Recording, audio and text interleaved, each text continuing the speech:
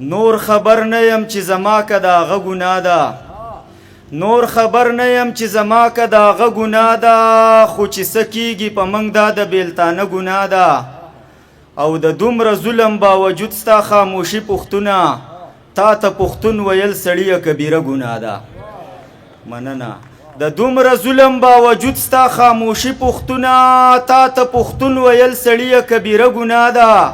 او نن یو ماشوم بچی د پلار لاش ته جړل ویلې دا خلک ولې منګه وجنې زموږ څه ګناه ده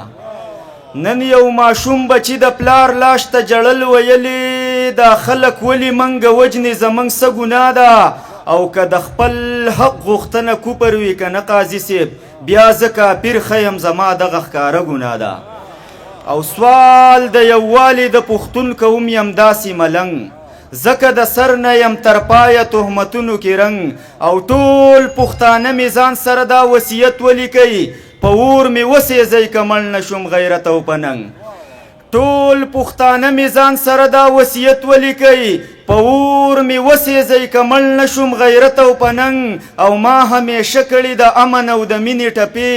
دا خو په وچ زور یم تا مجبوره کړی په جنګ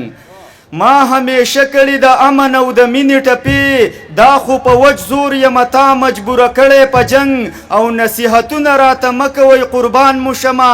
قلاره کښېنئ د لمبو چا منع کړی پتنګ او دا